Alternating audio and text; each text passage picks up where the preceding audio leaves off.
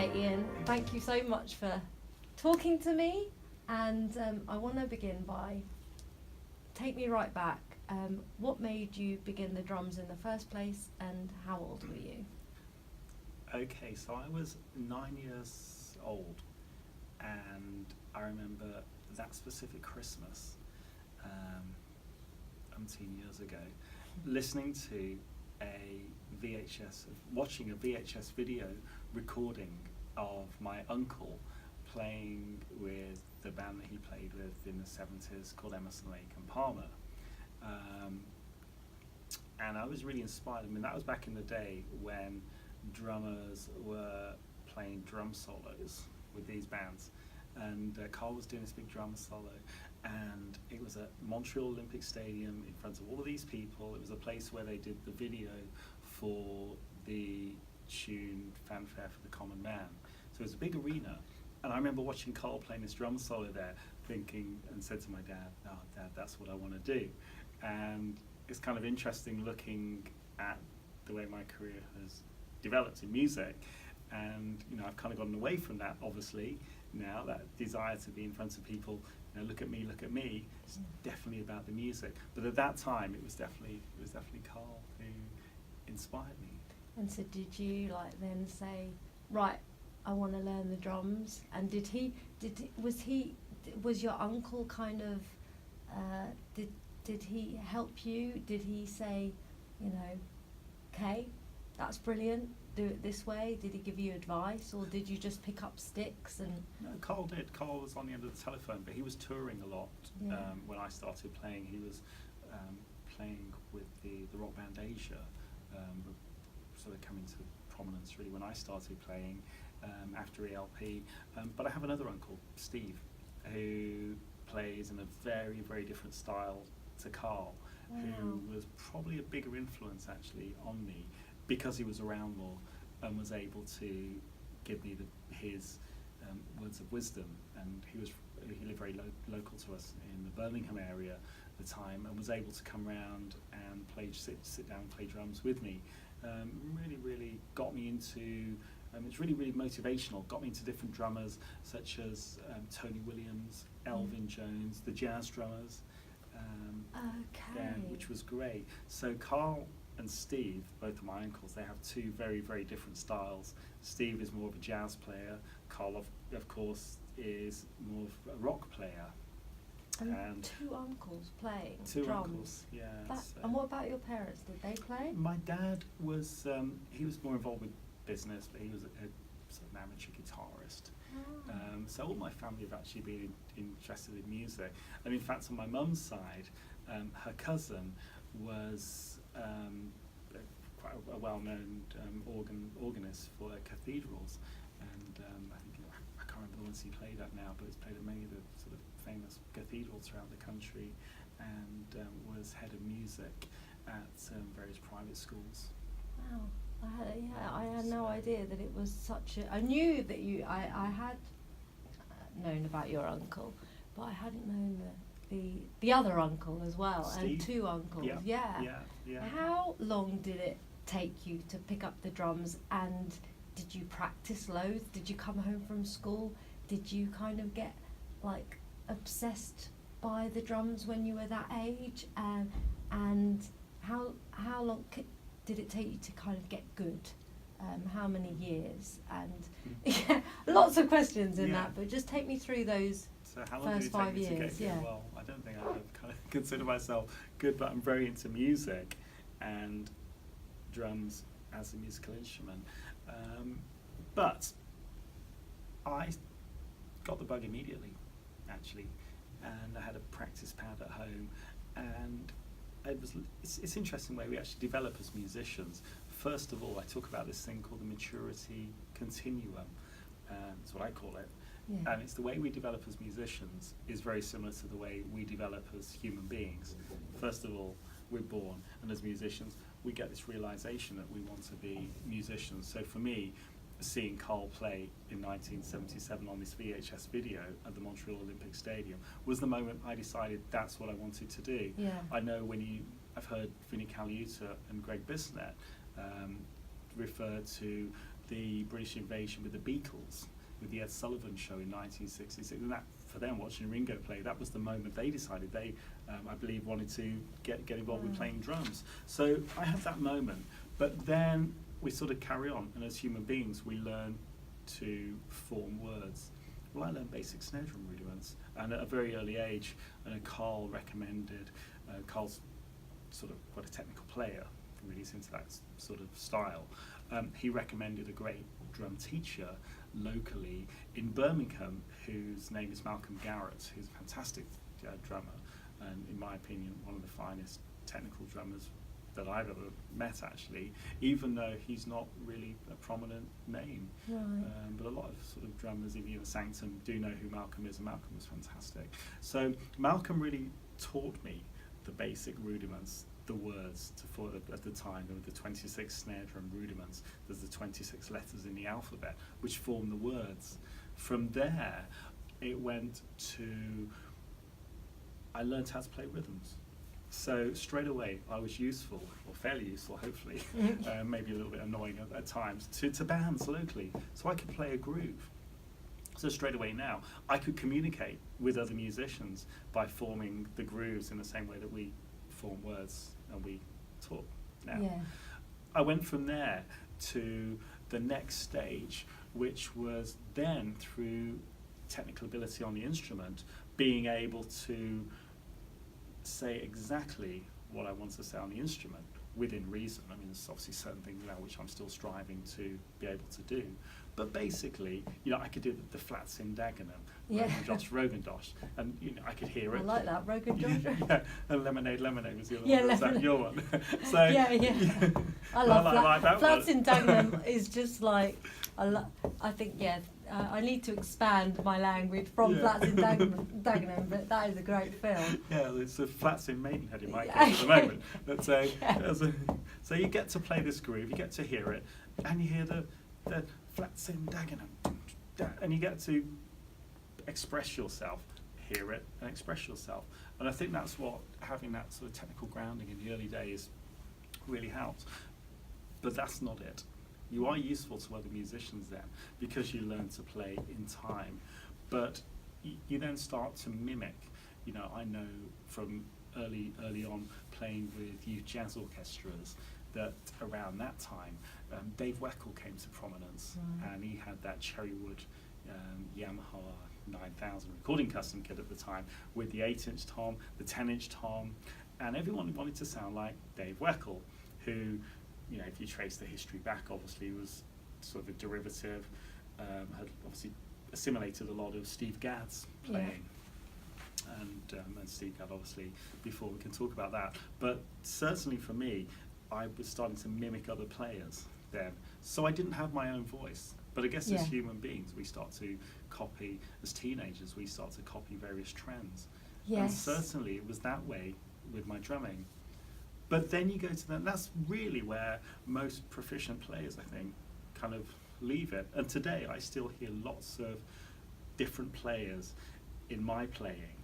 And I can sort of, I guess, what's the common expression, I can rip off various licks that people play.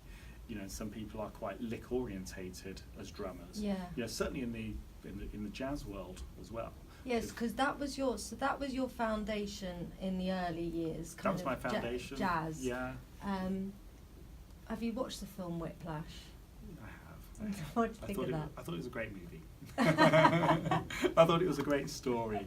But all I was going to say by saying though was that eventually I've got this thing about developing your own voice on the instrument. So it's not about copying Dave Weckl. Yeah. It's about actually researching. But the only way you can do that is by going back to the very beginning of the drum set.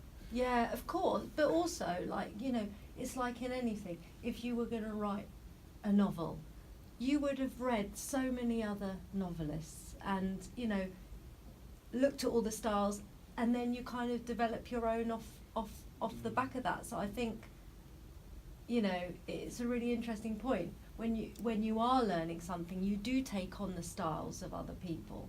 And that's I think that's a really important process. Yeah. I went through my Buddy Rich phase, and I then went through my Steve Gadd phase. where there was lots of gaffer tape on every drum. The cymbals were really quite dead. That's kind of 80s studio kind of vibe. But then I really got into the Dave Weckl thing with the 8-inch rack tom, 10-inch rack tom, and I think really, that's where I sort of left it. But today at the London Drum Show recently, there's frightening players there who have really got their own identity, and a lot of guys come and see drummers such as the great Alan Spears, the gospel chop, and he's doing the most amazing things on the instrument. But really, for the evolution of the instrument, it didn't start there. You go back to Dennis Chambers, go further back to Billy Cobham, go back again to Tony Williams, and really you can follow the lineage all the way through. And I find that really fascinating. Yeah, it is fascinating. I mean, from my point of view, being quite a novice, I look at people like them, people like you. I've heard you play at the London Drum Show. It was incredible, and I think, wow, it's like something else. I'm just starting out in that language, but you're right, it is a language. And that's what I'm trying to do, kind of just increase my vocabulary from flats in Dagenham to lemonade flats in Dagenham or something. Something like that. Looking back over your career to date, what are the moments that kind of stand out? Are there moments that you kind of think, wow, that is so memorable? I mean, tell me a bit about the well, you answer the question, and then I would like to ask you about the drummer concert that you did. Yeah, there was one memorable moment actually which I was reminded of recently. I was involved with playing with the great British saxophonist Alan Skidmore, who played with Ronnie Scott's quintet, and he's been a member of Georgie Fame's group right from the very start. So in musician terms, I mean, he's really, really accomplished, and it's a privilege to be able to work with Alan. There was an album that was released literally a couple of weeks ago, which is a double album, and it's very sort of Coltrane influence. I had my Elvin head on, and this particular recording was recorded about 10 years ago, and some great musicians, Aidan O'Donnell playing bass, who I think now is based in New York, Mike Gorman on piano, and Alan and myself, and we were playing in this great hall it was almost like a kind of pop concert vibe, but the four of us came and just played the music of John Coltrane. And we were playing this track Resolution, and if you talk about a moment which really touched me now, just kind of reliving that moment, emotionally, we got to the end of that piece, and it was so intense, there was a pause before people actually applauded at the end of it, and it was like, got to the end and I couldn't speak, and it was just absolutely intense, and we were present in the music, present in the moment, and it's those moments for me that really count, and it's about the music. It's not about the 30-second notes that I play around the rack toms or the crossover bass drum kind of lick thing which I've been working on. Not about that. It's about the music and how you connect with the musicians that you're playing with. Ian, I want to ask you the drum quest question. What, in your opinion, makes a good drummer? What makes a great drummer? Okay, it's almost easier to turn it on its head and say, well, what makes a bad drummer? Someone who doesn't play in time, someone who's annoying, someone who gets in the way, someone that is inappropriate. So for me, a great drummer is someone that is appropriate and not only takes the basic rhythm and is supportive to the band, and I kind of get associated with the jazz side of things, which is fine. I started playing that music at an early age, but the truth is I play all different types of music. I think the great Buddy Rich said there's only two types of music, good and bad, and that really for me, we're very, without going on to a different subject, but I think in certainly in the UK, we're very fond of putting people into pigeonholes and putting music into pigeonholes, and if it's not this type of music, then it's not cool. If it's not this, it's not that. And if it's not this, then it definitely isn't that.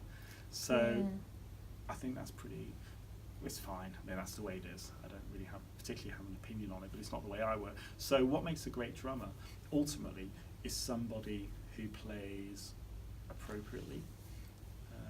I know I've had the opportunity to look at, to be a judge at some of these competitions. And I had a student, and I think they're a great thing because they give people exposure and they get people out there. So I'm all for putting drummers on pedestals and trying to move our industry as drummers, our little kind of community of drummers forward. It's really good. However, it's really difficult, isn't it? Because it's all very, how do you say who is the best drummer? What is the greatest? Well, you can't, it's all very subjective. So for me, I don't worry about, it's not about being the best. No. When I was a young drummer, the age of 16, I couldn't wait to get all of my chops into, whatever the piece of music I was playing. Really kind of a pretty immature approach to playing. So now, for me, I'm not in competition with anyone. I think there's that great quote, I don't compete with anyone, I'm just in competition with myself, just to get better every day. And for me, I serve the music.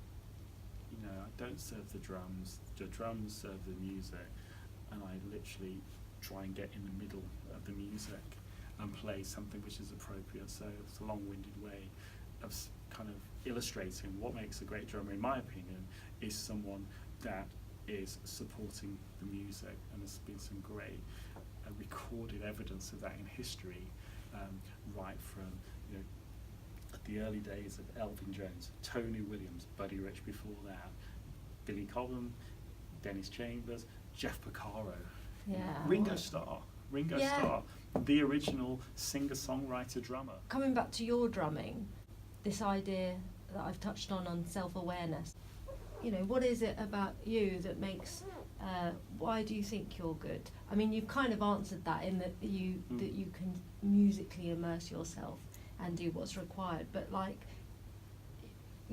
what is it? You're technically strong as well as quite musical. So in the cold lights of day, I think I'm that good because I can do gigs and I can really beat myself up and I can be trying to get somewhere with it, which was probably impossible anyway. So I'm my own worst enemy in some ways, that I set the bar really high and I continually work at what I'm doing, and most of the time it doesn't come off. Experience. They always say, experience is really kind of means that I've made more mistakes, than anyone else. So I think, I don't class myself as a particularly great drummer, but I enjoy playing music. I'm a musician. Yes, but also it's interesting, this thing about self-doubt as well. You have, doesn't matter what level you are, you have moments where you think, like we've had conversations in the past when I remember speaking to you on the phone and saying, I was having a bad drumming morning, and that was at my level, and you probably have that even now, right? Yeah, but there's some things which I've played and recorded recently, even at home, which I thought, my God, that's just not working. It's just not working. Okay. You're only as good as your last gig to a certain extent as well, aren't you? But what gives me hope? What gives me hope is that I'm always learning. I'm always getting, or maybe it's not learning, maybe I'm always getting inspired by different people and different ways of approaching, the drum set, different things that work in the music. And for me, it is all about the music. And I heard one great quote which really inspired me recently, actually, was Yard Gavrilovic, who looks after Steve Gadd's drum tech, and certainly the British drum community. Yard is really well known, really well loved, as is Steve. But Yard said something which really kind of made me think. I guess it was quite deep actually when you really think about it. And he said that, look, Steve never makes a decision based on the drums. He makes the decisions based on the music. So everything that he does musically on the drums, or everything, sorry, he does on the drums, is based on a musical decision. There's a musical reason for doing it, which I think is great. You know, whether it's down to using the 22-inch bass drum, the 20-inch bass drum, the 10 and 12, the 12 and 13, whatever his own personal take is, it's not about using a certain drum kit because it's particularly cool, or because this is what everybody does now. You know, he uses it because I think Steve uses that, and I was really inspired by this, is because that's what's musically right. That's what serves the music. Yes, and actually, I mean, Steve Gadd, let's quickly mention him. He was in your concert. How did that feel, having him at, it was called the World's Greatest Drummers? This World's Greatest Drummer, which actually now in hindsight probably wasn't a particularly good title. It can be misconstrued, but at that time, you know, I was in a different headspace as well, physically, at that time, inspired by different things. But to play with Steve Gadd, or play along with Steve Gadd, and to be in his presence was, he's one of these people that doesn't inspire me only musically, he inspires me as a human being. Yeah. Because he always seems to have the right words for the right moment. You know, he knows how to conduct himself, and you know, he's so experienced. And what really blew me away about that gig was his way of handling the situation and everything that was thrown at him, but in a way that made it so easy for everybody else, but still got the message across. We were doing the sound check, and Steve, I was doing my sound check, and Steve stood behind me, said, give Ian a little bit more bass in the monitor, and he was actually helping everybody and helping the whole musical event. It just wasn't it wasn't just about Steve's 4 pieces of music. It was about the whole evening and making it as good as possible. You know, I learned a number of things actually from Steve, which is, you know, why he's happily he's become a friend, but he's also one of my biggest heroes. That is amazing when a hero becomes a friend. He's Gadd. Well, imagine it. The first morning we did the rehearsal, and because it was my gig, you know, I was up first to play, and I've got Pete Cater, and I've got Steve Gadd and Steve White and the band. And everybody was watching me, and I thought, this is really quite a big moment, because I'm playing. Because I've always looked up to Pete Cater as well, and I've always looked up to Steve White. So they're also influences in different ways. And so I thought, here I am, playing the music of the world's greatest drummer, Buddy Rich, in front of 3 of my biggest influences. Yeah. In front No pressure. No pressure. In front of arguably the most influential drummer of all time. Absolutely. That's quite a nice way of describing it. So that was quite a big moment. And what was interesting with that is that the first piece of music that I played was going to be the opener for my set, and it was quite an up-tempo piece called Time Check, which I'm sure a lot of people are familiar with. It was quite a quick piece. So I was there warmed up, ready to go, and I was doing 1, 2, 2, 2, and I was really going for it. And I thought, yeah, this is really going to impress Steve. I mean, how naive, actually, looking back to it, because Steve got behind the drums after me, and he looked around, picked his brushes out, and went 1, 2, 1, 2, and go, and just play brushes, and just play brushes, and it was so, and actually, I didn't exactly feel silly, but it was a little bit, it was kind of proved the point really, that he was just totally involved in the music, and that was amazing. It was one of those moments where I just learned, in aviation there's a little back of one of the magazines that said I learnt about aviation from now, I learnt about flying from now. Well, I learnt about drumming from that, that moment, and it was just about the music, because everybody's really fond of doing the hottest licks. However, not everyone is quite so fond of just supporting the music, and that's the real essence of Steve's playing, which is so impressive to me. How do you see your drumming developing? What other things would you like to do with your drumming? Where do you see yourself in 10 years' time? What do you want to do? You? Anyone you'd like to work with that you haven't? No, but I'm just happy if anyone offers me a gig, really, and just make the best of it. You can fly to all parts of the world. Yeah, Actually, yeah. we're going to talk about that in a little bit as well. I've been blessed to play the kind of music or play in the musical situations that I'm happy in playing in. I'm just happy to see how my musical, we have an expression, I just hand it over and just see what comes my way. Put it out there. Put it out there, absolutely. And I'm really, I like that. I wouldn't have actually thought, if I looked back 10 years at what I've done over the last 10 years, I'd have thought, yeah, I'll sign on the dotted line, thanks very much. And I don't mean to kind of bring a spiritual angle to it. No. But there is someone, I do feel that whatever my path is, I'm very happy with it. The way it's gone, I wouldn't change anything, actually. So if the next 10 years goes as the last 10 years have been, we're very happy.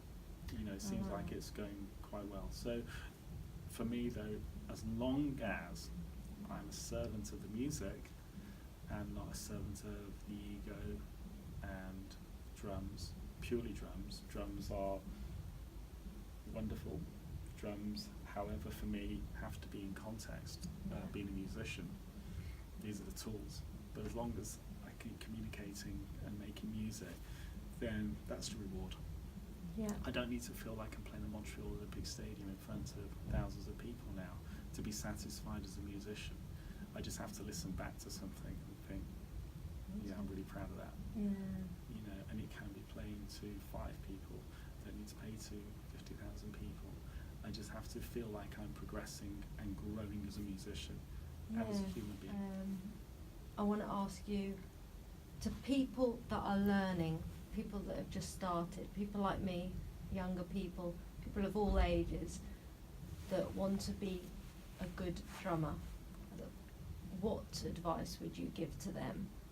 Practical advice, things that they should practice, spiritual advice, anything, just yeah, Okay. some wise words.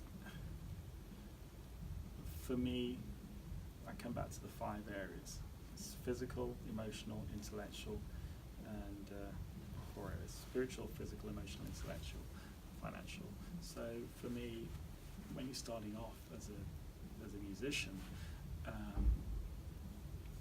physically, I make sure that I'm in the correct condition to play what I want to play on the instrument. Absolutely. By practicing, I studied with Joe Morello at a young age, which was a real blessing, which my dad helped me with in New York. And Joe has probably got the finest hand technique out of anyone I've ever seen, ever, including Buddy Rich. So Joe was amazing. So Joe really helped my vocabulary. So as a young musician, I really, really recommend learning what the great forefathers of the instrument did.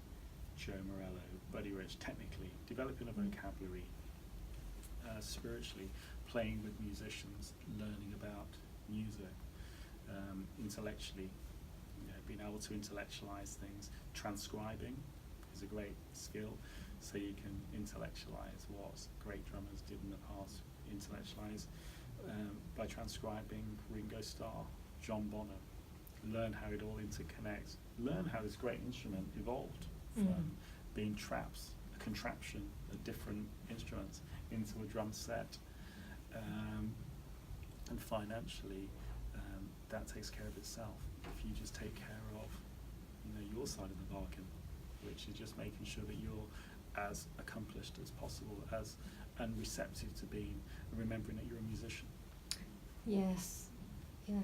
Not what are the drummer jokes about? I mean, who even wrote them? People that are jealous of us, right? Exactly. That's what it is. Well, isn't it interesting the way our music drummer group London Drum Show, the support that show got, there were people queuing, being turned away from some of those performances there. Yes. Aaron Spears, Cass Rodriguez, Steve White. There were people being turned away because of that amount of enthusiasm. Yeah. And that gives me a lot of heart, actually. It was amazing. The drum show was an incredible event. All those drummers coming together, and yeah, of course, doing things that they wouldn't necessarily put in a band situation, you know, and having fun. But some of those performances were amazing, you know. And you performed there. Tell us, you know. That was an interesting one, because I'm sure the guys at Rhythm wouldn't mind me saying as well that they wanted me to do a take on Buddy Rich, being Buddy Rich's 100th, would have been his 100th birthday, would he have been alive in September. But do you know what? I've done that World's Greatest Drummer concert now for 10 years, which is fine, but the reality is I don't play anything like Buddy Rich. Yeah, I wish that I could do some other things technically, but musically, you know, I take my playing to a different area. You know, I don't want to base my playing around Buddy Rich. I don't really want to base my playing around anyone for that matter. But they said to me, could you do a set which is a tribute to Buddy Rich? And I thought, well, I can do, but how am I going to approach this then? Oh, and also, it would be great if you and Mike Clark got together. And Mike has been one of my biggest, he's been an influence. Yeah, he's one of the biggest influences, actually. Yeah, he has that kind of broken up funk kind of style, which is made that linear. And even by his own admission, he's a jazz drummer, really. That's where his heart lies. So to get to play at the London Drum Show was great, but to do the Buddy Rich thing, I had to find a different way of doing that. So it was a little bit more subtle. I love the British Group Cinematic Orchestra, and they had a loop of one of their tracks called Ode to the Big C, which, if anyone's got that album, you'll see that it's basically a loop of a Buddy Rich track called, was arranged by Bob Florence that Buddy Rich played, called Willow Crest, which is a jazz waltz kind of feel, or like a 12/8 feel, if you like, can be kind of played as. So I just chose that one instead, which I just thought was more contemporary. And the great thing on that concert was Johnny Thurkel was playing trumpet.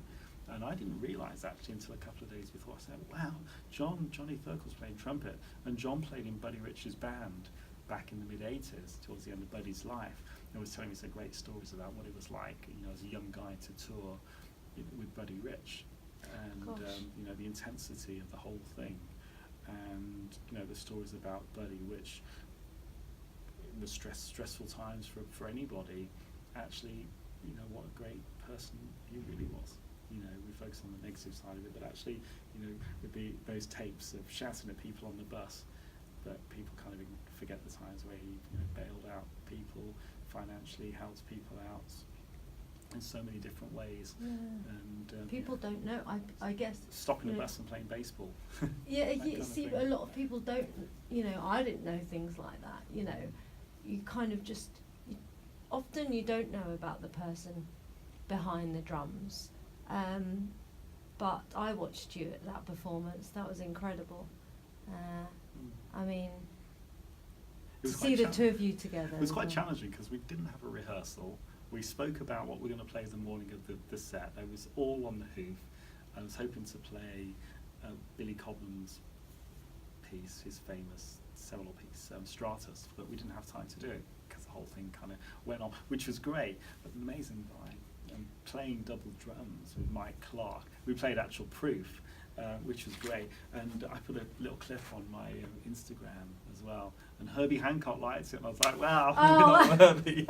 That's brilliant. Yeah. You see, even whatever level you are, you get a buzz when certain people like things. That's pretty cool. That's pretty cool. I bet that was a good moment. Did you go running around the house? He's liked it. Yeah, Herbie Hancock loves this. Yeah, no, that is pretty cool. Okay, I want to ask you, now you are a pilot as well as a drummer. What's your hashtag? That's Ian Palmer Drums. And no, the Flying Drummer. Flying Drummer. Do you take drumsticks into the cockpit? I do, actually. And do you annoy when you're waiting on the ground, you know, if you know that sometimes you've missed your pushback or whatever. I know technical stuff, right? I can do the alphabet. Golf Bravo Romeo Sierra for takeoff. Are you there like this? Yeah, it can be. Well, I find actually I use a practice pad, and a lot of the times when you're flying an aeroplane, you have to be awake, you have to be on the ball, monitoring what's going on. And I fly for an airline where we fly across the Atlantic. So we fly back across the Atlantic to England through the night. And that can be quite tiring, to say the least. And you're drinking your coffee and really screw your body clock up. Yeah. So one of the best things that I do actually is I've got my little tiny practice pad. I'm monitoring what's going on, so I'm very, very alert, but subconsciously just practicing my left hand, which no one can hear. And the right hand, so I do my molar strokes. Okay, I'm more focused on what I'm doing, but actually that whole movement there stops you going to sleep. That's for sure. It keeps you really awake, and it keeps you really on the ball, so you really can. And you've got quite a, it's a brilliant thing because you're practicing, you're it's something physical. And in touch with the drums. And you've got some time to do it. Do you practice now? You've recently moved house, right? So but before that, do you practice? Do you use a practice pad to practice? I do you practice every day? I do. I practice every day. Right. And what do you practice? Yeah, I meant to tell you that one. So this is so Joe Morello. When I was studying with Joe, there's two ways of practicing. Some people say, well, practicing the same thing over and over again is a waste of time. Practice something new, which to a certain extent I agree with. You should always be exploring and trying to find something new. But I do come back to 6 very specific exercises, which to me equate to the scales on the piano that I work through every single day. So there's definitely some growth in what I'm doing.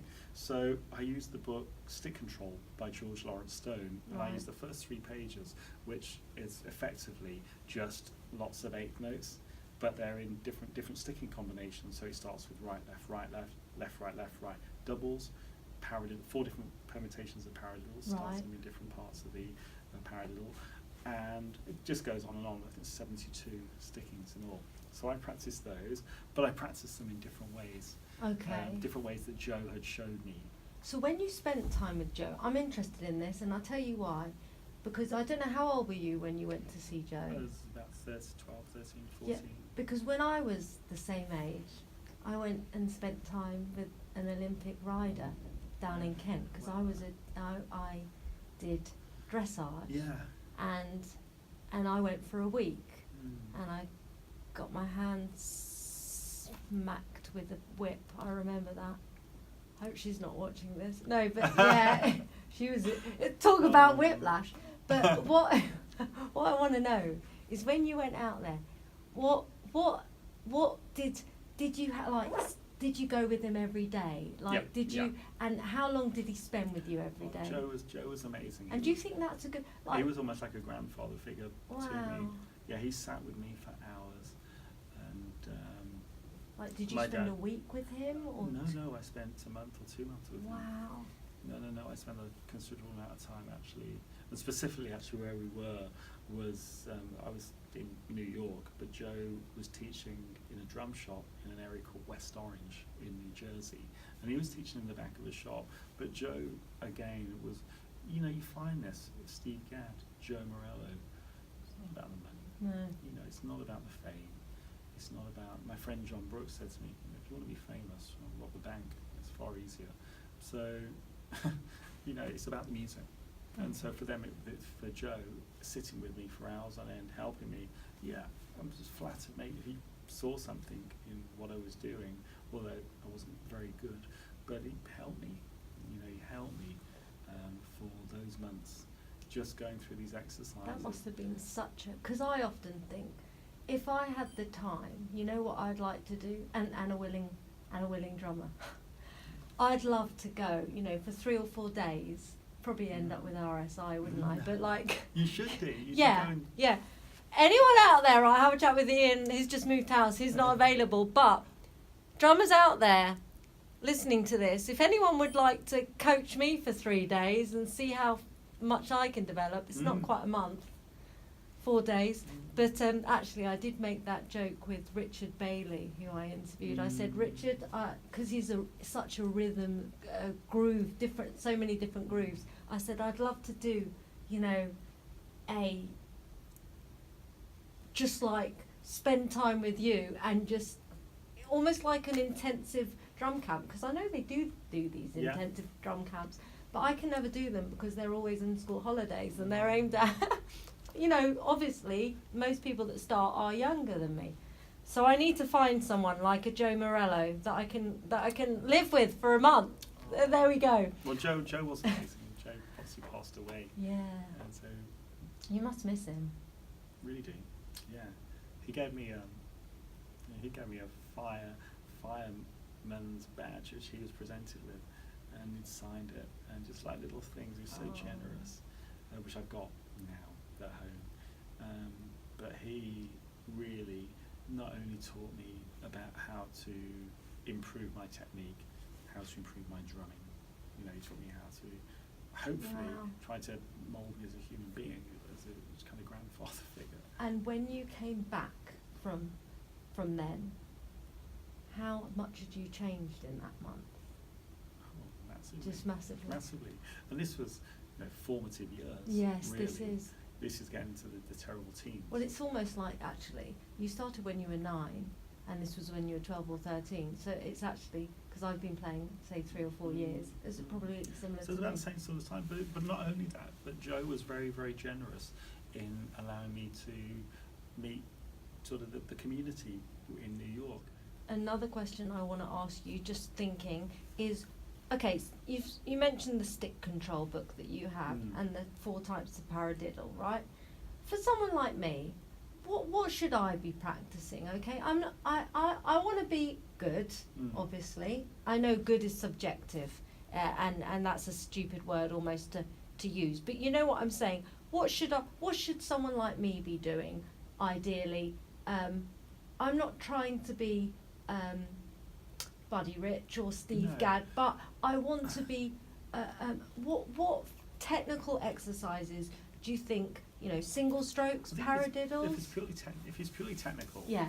So From a technical point of view so here. if it's purely technical, one of the things, I don't really consider myself a great teacher, but the little bit of teaching that I've done, I've helped people by going back to basics, how we hold the drumsticks, how we feel relaxed playing these exercises. So for me, it's not about playing in a tense way, you're going to injure yourself, or playing with a way that, you know, your shoulder is going to be dropped. It's about enabling yourself to be centered on the instrument, to be relaxed, and to be playing so that the sticks are moving and serving you.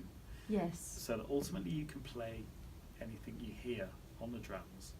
But it's about being relaxed, because if you're relaxed sitting at the practice pad or at the drums, you can guarantee the music's going to feel, well, That's can't a really guarantee good it, but point. the music's going to be relaxed, isn't it?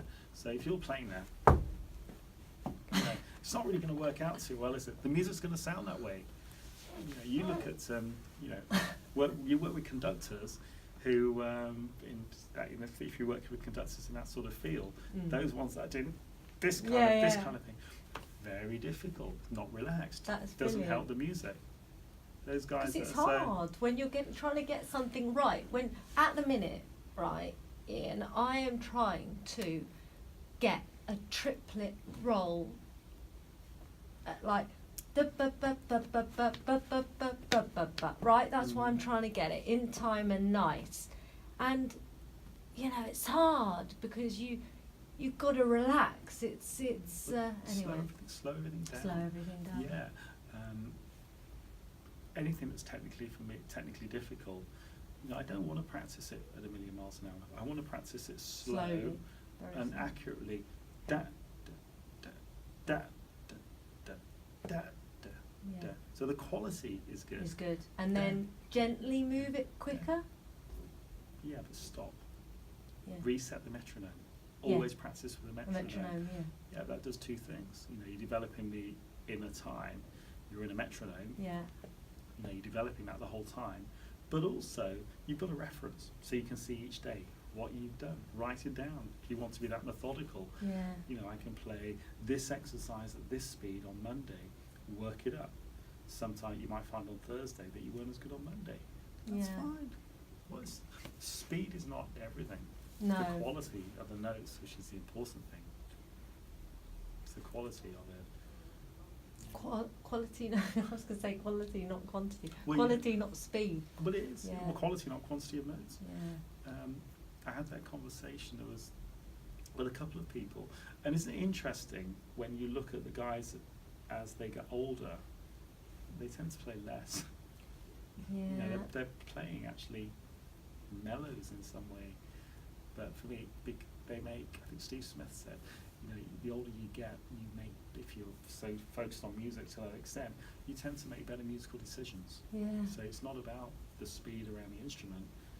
You know, that becomes a means to an end.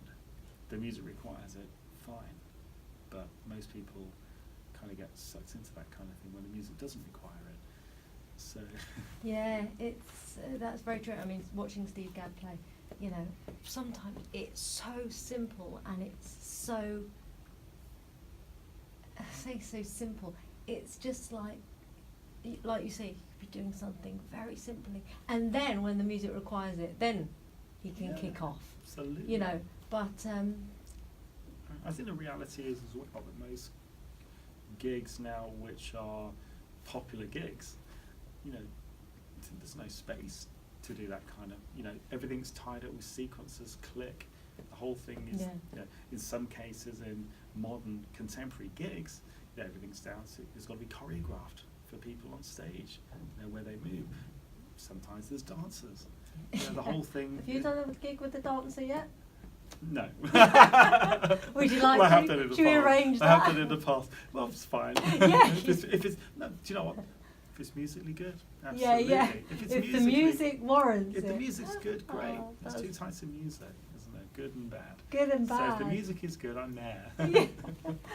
if the music's not so good, well, happily, I'll go fly an Oh, aeroplane. yeah. You see, I want to. I have to.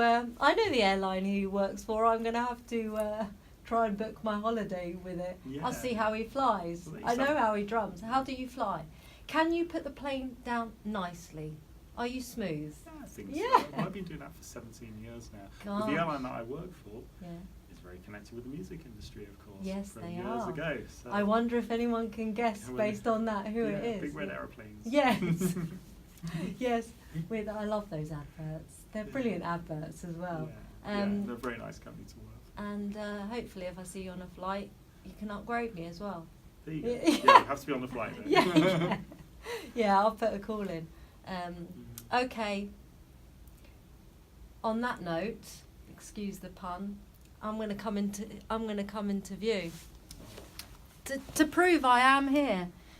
I could talk to him all day, but we have to. Here she is. I'm here. You see, I have to crouch down, and I'm not used to being this side of the camera. Okay. Right, can I? Yeah, sorry, you speak first. No, I was going to say it's great. Thank you for the interview. Aw, Thanks for Ian, thank inviting you me. so much. Let me feel these drummer hands. High five. Yeah, you see, I have to feel all these drummer hands to get some kind of magic vibes in there. Thank you so much. Ian Palmer in the house. Respect. There you go. Rock on.